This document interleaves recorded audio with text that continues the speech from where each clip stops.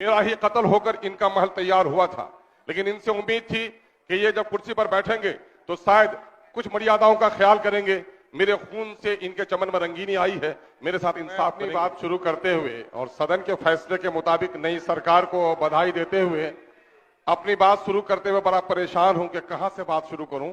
बेकल उत्साही महान कवि हैं, उनकी दो मिसरे मुझे याद हैं कि हर तरफ आग है, धुआं है, 2002 के पहले का गुजरात कहां है।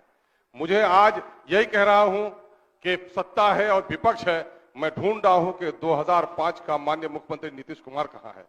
वचनबद्धता थी, बातों में मजबूती थी, कुछ करने का संकल्प था, लेकिन अफसोस है कि सीमांचल के एक महान कवि यूसुफ साहिदी साहब ने कहा, एक जमाना आएगा लोग जमीर बेचकर कुर्सियों से प्यार करेंगे, सियासी लोग यही कारोबार करेंगे।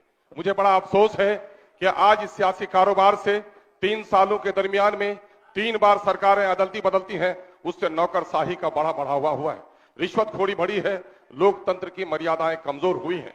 विपक्ष के लोगों से भी मुझे उम्मीद थी, गर्चे मेरा ही कत्ल होकर इनका महल तैयार हुआ था, लेकिन इनसे उम्मीद थी कि ये जब कुर्सी पर बैठेंगे तो शायद कुछ मर्यादाओं का ख्याल करेंगे। मेरे खून से इनके चमन में रंगीनी आई है, मेरे साथ इंसाफ करेंगे। लेकिन अफसोस कि सीमांचल में खुद ही माननीय उप मुख्यमंत्री ने वादा किया था, मेरी सरकार आएगी तो सीमांचल को विशेष क्षेत्र बनाने का कमीशन मैं जारी करूंगा, जो कि और ठाकुरगंज में कहा था, लेकिन इन्होंने नहीं किया।